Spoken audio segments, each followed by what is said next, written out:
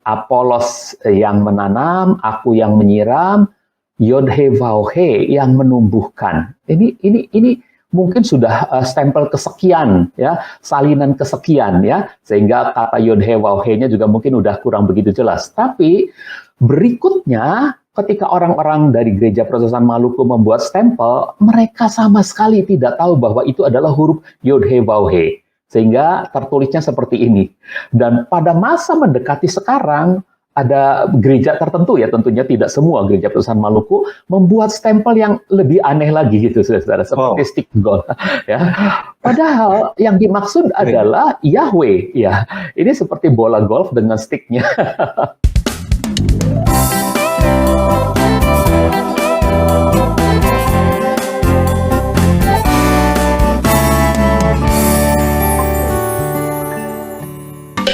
Shalom, saya Junedi dari Gereja GKSD. Saya ingin mengucapkan terima kasih banyak buat teman-teman yang sudah mendukung program Bagi-Bagi USD channel Tanpa Ragu. Shalom, Tuhan Yesus memberkati. Di buku-buku preface-nya Revised Standard Version, dikatakan bahwa penerjemahan ke dalam bahasa Inggris itu mengikuti tradisi yang telah berlangsung cukup lama dan itu diteruskan, berawal dari penerjemahan Septuaginta. Nah, awalnya kehilangan kata Yahweh adalah Septuaginta. Nah, mengapa Septuaginta itu disebut sebagai awalnya hilang kata Yahweh? Jadi begini, pertama perlu di-refresh dulu. Septuaginta itu adalah konsumsinya siapa? Untuk apa dia dibuat?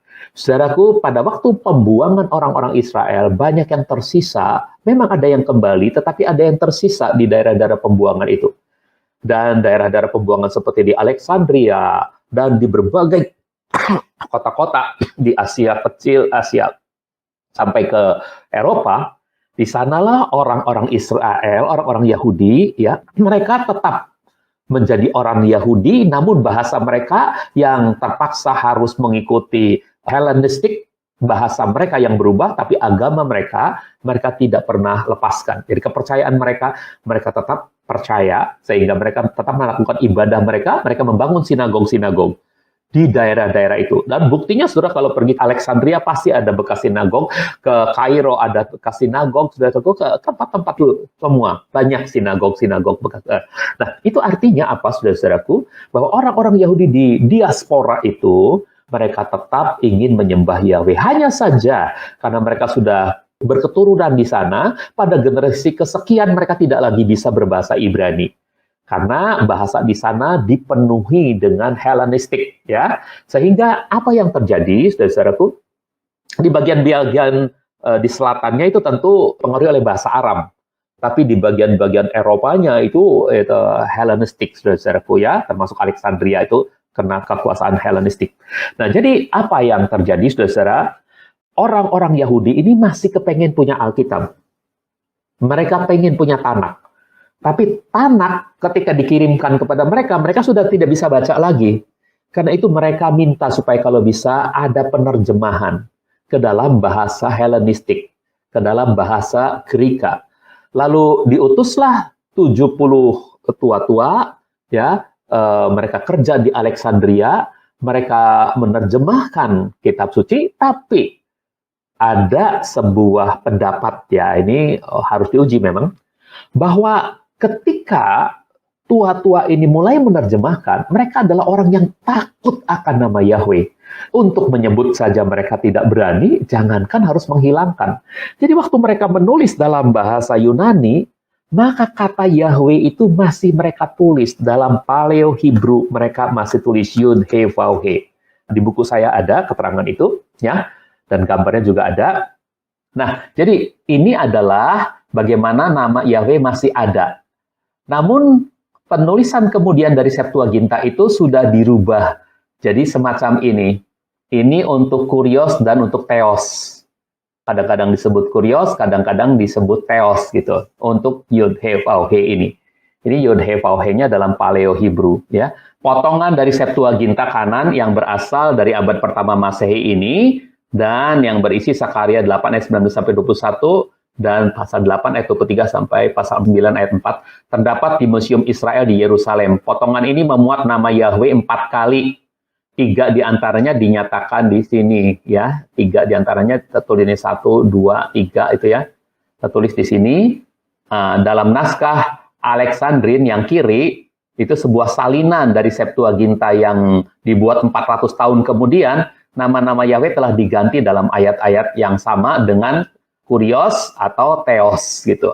Nah, bentuk-bentuk singkatan dari kata Yunani kurios dan theos ya. KS dan tetra S. Nah ini dia saudara-saudaraku. Jadi awalnya dia pakai kata Yahweh. Nah, sekarang cara membacanya begini, Pak. Waktu mereka membaca dalam bahasa Yunani, ketemu itu lalu diajari oleh para tua-tua itu, nanti waktu membaca ini baca saja Adonai. Jadi pada waktu ketemu Yod He Waw He, baca saja Adonai. Lalu mereka mulai membaca tat dalam bahasa Yunani. Tiba-tiba ketemu ini, dibacanya apa? Adonai.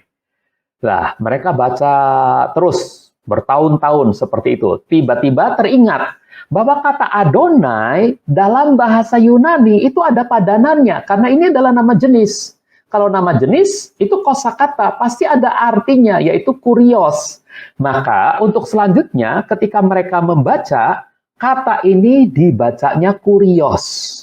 Dan ketika mereka membacanya kurios, lama-lama, kenapa nggak langsung ditulis kurios saja? Gitu. Nah, pada penerjemahan selanjutnya, setelah yang ini, yang pakai tanda singkatan ini, maka langsung ditulis kurios, Pak, kata-kata ini. Itulah yang ada sampai sekarang. Sisa-sisa yang sekarang ditemukan, semua kata Yahweh telah menjadi kurios. Jadi setelah ditinggal oleh para tua-tuanya, mereka berketurunan lagi, anak-anak mereka mungkin akan berpikir, mengapa nggak ditulis kurios saja langsung? Nah, mereka tidak seketat para imam itu yang membuat Septuaginta, yang tetap tidak berani menghilangkan nama Yahweh gitu. Mereka tidak seketat itu. Jadi akhirnya mereka kan sudah terpengaruh juga oleh keadaan Hellenisme di sana, sehingga kata Yahweh itu akhirnya hilang dan berubah jadi kurios. Jadi 70 tua-tua itu tidak mungkin orang yang tidak memahami bagaimana harus menghormati nama Yahweh. Jangankan dibuang, pada waktu menulis itu alat tulisannya itu harus betul-betul disucikan benar-benar, Pak. Itu prosesnya itu luar biasa. Jadi nggak sembarangan ya. Pada waktu menulis nama itu. Apalagi kalau mau menghilangkan, itu hal yang mustahil untuk kepercayaan Yahudi pada waktu itu, ya. Jadi itu awalnya. Nah, untuk selanjutnya, setiap penerjemahan ke dalam bahasa Inggris, ke dalam bahasa lainnya, itu mengikuti Septuaginta, sehingga tidak ada lagi kata Yahweh, yang ada adalah kata Lord dalam huruf besar semua. Bahkan ketika itu menyanding dengan Adonai Yahweh misalnya ya, itu jadi Lord God. God dipakai di sana. Padahal itu harusnya Adonai gitu kan. Atau Lord. Tapi karena nggak enak Lord jadi Lord God. Nah, inilah yang menyebabkan terjadinya penyimpangan. Dan orang tidak mengenal nama Yahweh. Dan diakui oleh preface-nya dari Revised Standard Bible ya, kalau nggak salah ya. RSV ya. Jadi diakui bahwa memang kita tidak menggunakan nama Yahweh karena kita mengikuti tradisi penerjemahan. Diakui seperti itu. Jadi tradisi yang diikuti, bukan kebenaran. Maksudnya bukan kebenaran secara hakiki ya. Ini berbagai alasan keberatan memakai nama Yahweh. Contohnya adalah karena ada yang menganggap tidak bisa dibaca. Tapi saya potong dulu sebentar, saya jelaskan dulu. Wah, ini saksi Yehova. Padahal ini bukan saksi Yehova, ini gereja-gereja dari zaman awal seperti tadi ya, gereja Protestan Maluku ya pakai kata Yahweh, dan gereja-gereja di Jerman di sana ada banyak bangunan-bangunannya masih tertulis kata Yahweh di sana. Jadi itu adalah kekristenan yang sesungguhnya ya, dan saksi Yehova hanya menggunakan kata itu dalam rangka ya memang untuk melanggengkan ajarannya ya, karena dia adalah Unitarian yang percaya bahwa Yesus itu adalah hanya ciptaan saja gitu ya.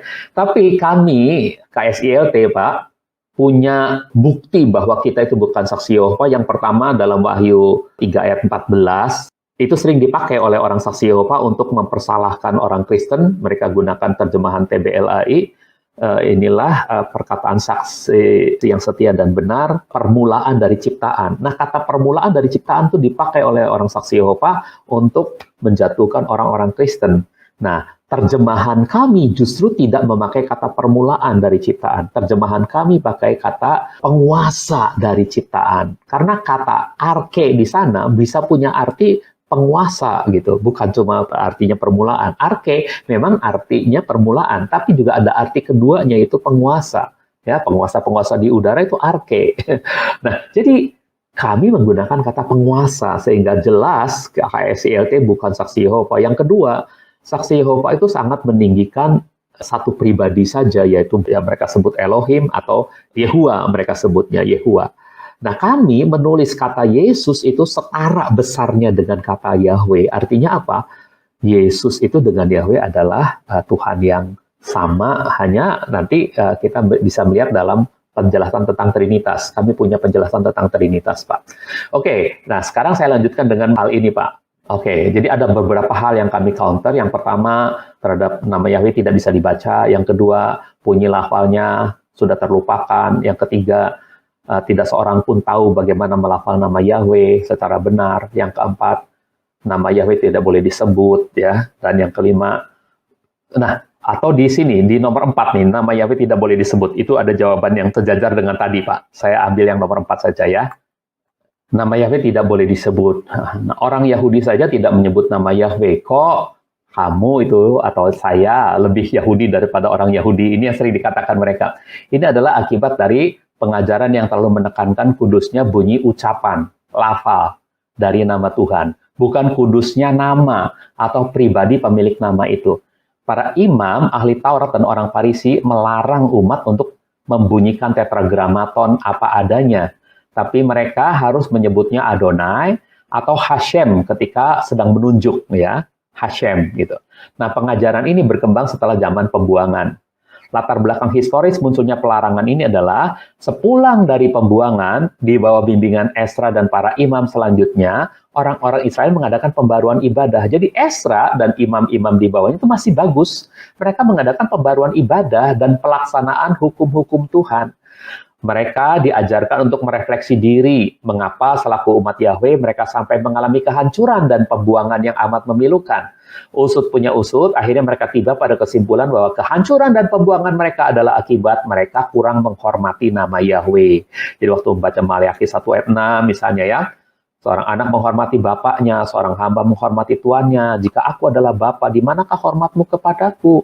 Jika aku adalah Tuhan, di manakah takutmu kepadaku? Hai para imam yang merendahkan namaku, firman Yahweh. Ya, jadi mereka berpikir, wah, karena mereka itu merendahkan nama Yahweh. Itu sebabnya demi penghormatan kepada nama Yahweh yang sangat kudus, mereka menyimpulkan agar lebih baik orang Israel tidak lagi mengucapkannya.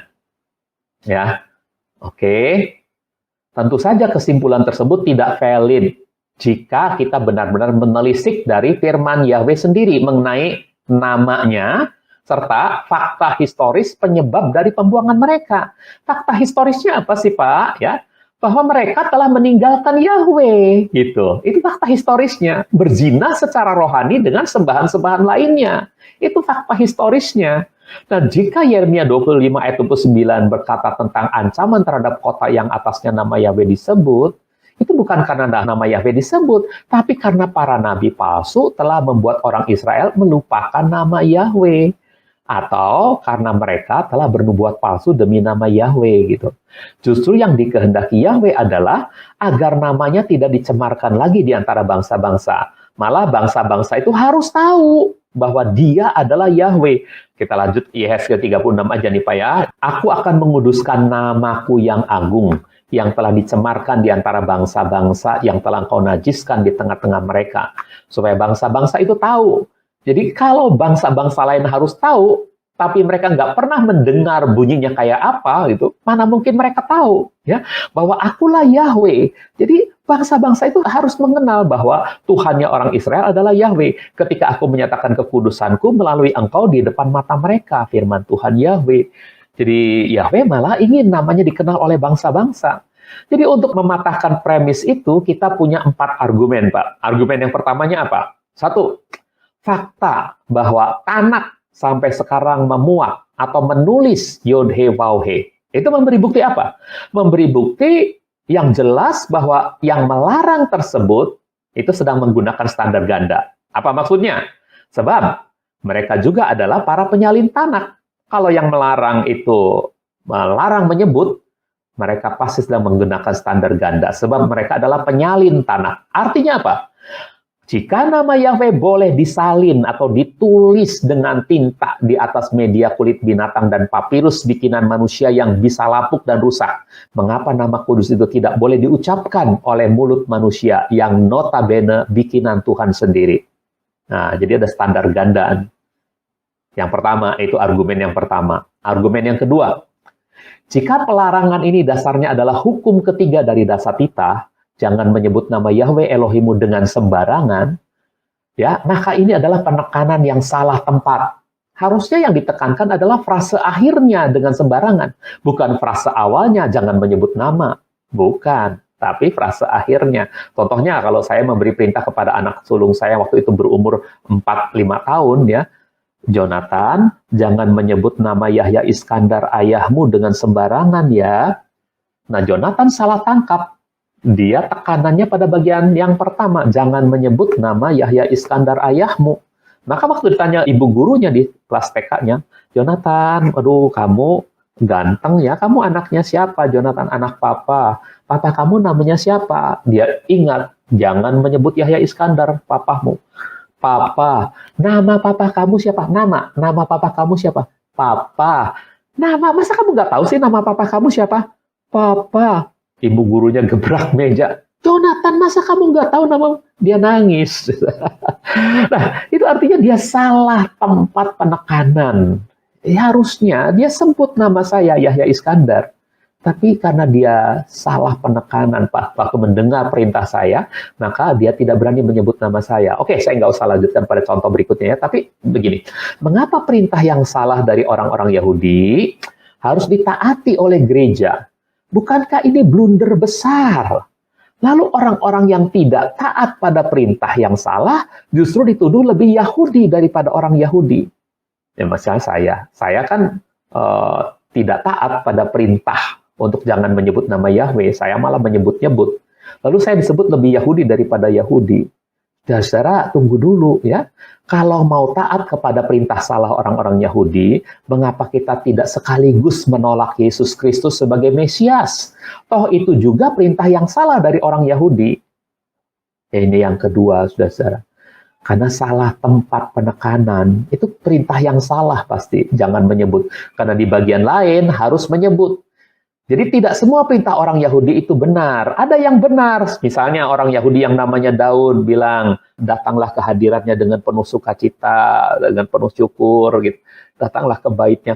Itu adalah perintah yang benar, kita ikuti. Tapi kalau perintah jangan menyebut nama Yahweh, itu nggak perlu kita ikuti. Itu sama dengan perintah jangan percaya Yesus Kristus adalah Mesias. Gitu. Itu sama, nggak benernya. Ya. Jadi jangan diikutin karena ada perintah yang sebutlah nama Yahweh ya, dan seterusnya. Sekarang argumen yang ketiga terkait dengan gaya hidup para imam, ahli Taurat dan orang-orang Farisi pada zaman Yesus yang pernah ditempelak Yesus sebagai kuburan yang berlabur putih. Mungkin saja perintah melarang menyebut nama Yahweh itu berpangkal pada kesombongan dan kemunafikan para tua-tua Yahudi tersebut. Bisa jadi mereka bersikap underestimate terhadap orang Israel awam, bahwa akan sangat berbahaya jika orang Israel awam mengucapkan nama Yahweh, sebab hidup mereka pasti penuh kenajisan, dan tidak mungkin seketat para tua-tua itu dalam memelihara ketahiran. Mereka bisa sembarangan berucap, dan bisa sembarangan bersumpah demi nama Yahweh. Inilah yang kemudian menjadi hukum, bahwa penyebutan nama Yahweh hanya boleh dilakukan oleh para imam saja, bahkan imam besar sekalipun hanya boleh mengucapkannya di depan umum setahun sekali pada hari raya pendamaian. Tapi Yesus mencela mereka sebagai munafik. Artinya apa, saudaraku? Mereka-mereka yang bilang saya ketat menjaga ketahiran, ternyata mereka pun munafik. Nah, dari sini, saudaraku, kita tahu mereka itu adalah orang-orang yang sombong rohani, saudara-saudara. Ya. Nah, jika motifnya benar demikian, masihkah kita yang hidup dalam perjanjian baru mau mendengarkan perintah yang diskriminatif ini? Orang awam nggak boleh, hanya imam-imam. Padahal imam-imam dicela oleh Tuhan Yesus sebagai munafik. Dan dari para imam, ahli Taurat, dan orang Farisi, seharusnya kita hanya mau mendengarkan firman Tuhan yang berkata, panggillah namaku, serukanlah namaku. Jadi ada ayat yang mengatakan panggillah namaku, serukanlah namaku gitu ya. Yang argumen yang keempatnya nih, orang Kristen habis-habisan mempertahankan teologi Trinitas. Ini dia Pak jawabannya. Yang menekankan bahwa Yesus itu Tuhan, Yesus itu Elohim. Dia setara dengan Bapa dan Roh Kudus. Namun anehnya, orang-orang Kristen itu tidak berani mengucapkan Yahweh karena ikut beranggapan bahwa nama itu terlalu suci untuk diucapkan. Padahal dari mulutnya, Yesus begitu gamblang disebut. Apakah baginya nama Yesus itu kurang suci? Sehingga gampang diucapkan? Ini inkonsisten. Jika Yesus setara dengan Yahweh, maka kedua nama itu sama sucinya. Dan jika yang satu tidak boleh disebut, maka yang lain pun tidak boleh disebut. Jika yang satu boleh disebut, maka yang lain pun boleh disebut. Nah, ini dia Pak, jawaban saya Pak. Kenapa kita yang mempertahankan teologi Trinitas sedang merendahkan Yesus kalau nggak berani nyebut Yahweh? Karena dianggapnya Yahweh Maha Kudus. Yesus kita sebut-sebut sembarangan aja? Enggak, bukan sembarangan ya, maksudnya terus-menerus gitu. Enggak kenapa-napa. Berarti kita sedang merendahkan Yesus, padahal Yesus dan Yahweh adalah sama nanti dalam penjelasan Trinitas tentunya. Jadi dalam KSLT, kedua nama Tuhan yang Maha Suci itu, baik Yesus maupun Yahweh, ditulis dengan cara penulisan yang setara. Jika Yahweh ditulis dengan huruf besar semuanya, maka Yesus pun ditulis dengan huruf besar semuanya. Jadi, jika nama Yesus dapat diucapkan dan dipuja oleh mulut kita yang semula najis ini, maka nama Yahweh pun dapat kita ucapkan dan kita puja melalui mulut yang sama. Jika kami meninggikan Yahweh, maka kami juga pasti meninggikan Yesus. Sebab Yesus hakikatnya adalah Yahweh. Dari khasanah peribadatan dan kehidupan Kristiani di Indonesia, kata Yahweh mungkin sudah lama terlupakan ya.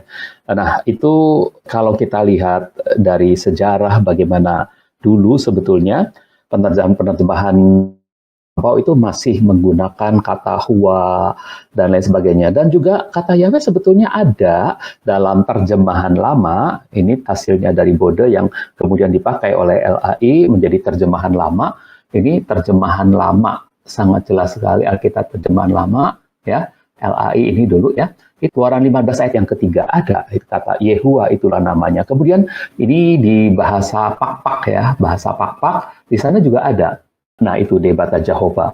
Nah, jadi di bahasa Pakpak itu ada. Kemudian di bahasa daerah lainnya, sama. Di bahasa Simalungun kalau tidak ada. Naibata Jehovah. Jadi, kata Yahweh itu sebetulnya ada dalam khasanah bahasa-bahasa daerah gitu ya. Dalam kitab suci, bahasa-bahasa daerah, itu ada, terpakai gitu. Ini dalam bahasa Toba. Debata Jehovah. Nah, ada. Kemudian, ini Kejadian 4 ayat 26 dalam bahasa Jawa. Ini terbitan LAI ya. Set uga duwe anak lanang. Set juga punya anak laki-laki ini ya. Anak lanang dijenengake Enos, diberi nama Enos. Wiwit nalika samana wong pada wiwit memuja nyebut asmane sang Yehuwa. Jadi kata Yehuwa itu ada dalam bahasa Jawa. Tapi orang-orang Jawa dan orang-orang Batak ketika beribadah secara bahasa Indonesia, mereka sudah tidak lagi ketemu kata Yehuwa, kata Jehovah, sudah tidak ketemu lagi karena sudah berubah menjadi kata Tuhan. Nah, inilah sebabnya mengapa banyak orang Kristen di Indonesia hampir-hampir melupakan kata Yahweh itu.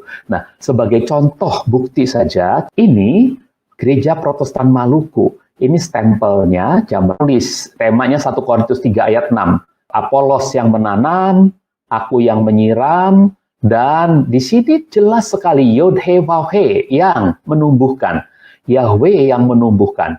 Apolos yang menanam, aku yang menyiram, Yod-He-Vav-He yang menumbuhkan. Ini mungkin sudah stempel kesekian, ya, salinan kesekian, ya, sehingga kata Yod-He-Vav-He-nya juga mungkin udah kurang begitu jelas. Tapi berikutnya, ketika orang-orang dari Gereja Protestan Maluku membuat stempel, mereka sama sekali tidak tahu bahwa itu adalah huruf Yod-He-Vav-He, sehingga tertulisnya seperti ini. Dan pada masa mendekati sekarang, ada gereja tertentu ya, tentunya tidak semua gereja Petrus Maluku membuat stempel yang lebih aneh lagi gitu, saudara, seperti stick golf ya. Padahal yang dimaksud adalah Yahweh ya. Ini seperti bola golf dengan sticknya. Padahal 1 Korintus 3 ayat 6 ini sedang berbicara tentang Yahweh lah yang menumbuhkan gitu. Jadi pendiri gereja Petrus Maluku dulu itu orang Jerman ya awalnya, itu tahu betul bahwa Yahweh yang menumbuhkan. Tapi inilah sejarah yang dilupakan, saudaraku. Sehingga banyak orang tidak tahu bahwa kata Yahweh adalah sebetulnya kata yang sejak dulu dipakai oleh orang-orang Kristen di Indonesia gitu ya. Ya, ada lagi di sebuah pintu gereja di Papua itu ya, jelas sekali Yahweh namanya itu tertulis itu Yahweh gitu ya. Nah, jadi contoh-contoh ini membuktikan bahwa dari sejak dahulu ada, hanya karena penerjemahannya sudah menjadi Tuhan huruf besar semua atau bahkan Allah huruf besar semua, maka orang tidak kenal lagi bahwa nama Tuhan orang Kristen sesungguhnya adalah Yahweh. Pendeta Yahya Iskandar MTH. Berani-beraninya ente mengembalikan nama Yahweh di Alkitab. Selama ini, umat Kristen sudah melupakan nama Yahweh dan menyembah Allah Subhanahu wa Ta'ala. Ente pemecah belah bangsa. Awas ente, jangan macam-macam. Ane ingetin nama ente, Pendeta Yahya Iskandar MTH. Umat Kristen, Tuhanmu bukan Yahweh. Tuhanmu adalah Allah Subhanahu wa Ta'ala. Allahu Akbar. Awas. Alkitab terjemahan ILT dan bukunya Pendeta Yahya Iskandar MTH dijual di link yang ada di deskripsi video ini. Jangan dibeli, jangan dibaca. Wassalam.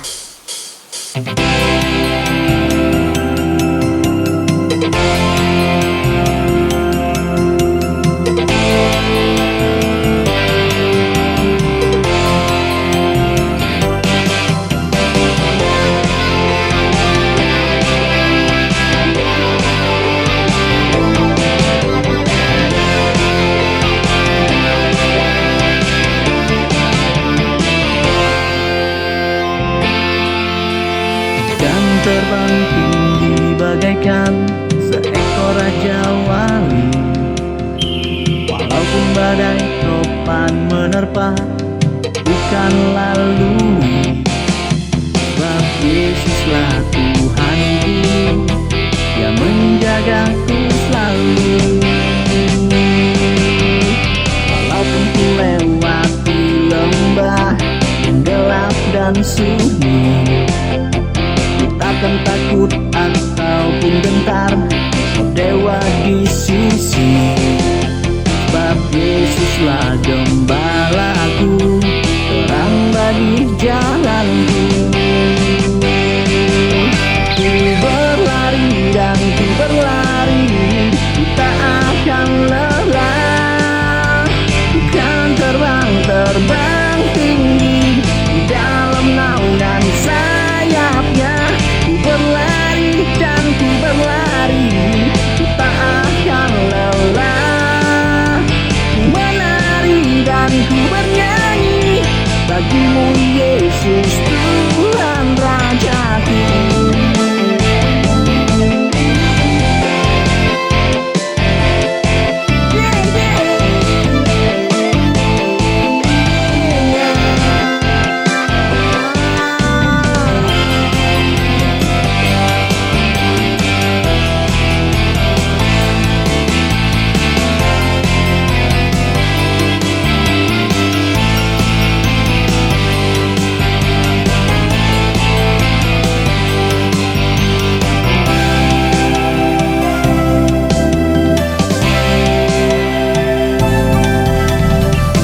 Terbang tinggi bagaikan seekor raja wali. Walaupun badai topan menerpa, ku kan lalui. Sebab Yesuslah Tuhanku, Dia menjagaku selalu. Walaupun kanan kiriku rebah, ku tak akan goyah. Sebab kepada Tuhan ku percayakan hidupku. Ku berlari dan ku berlalu.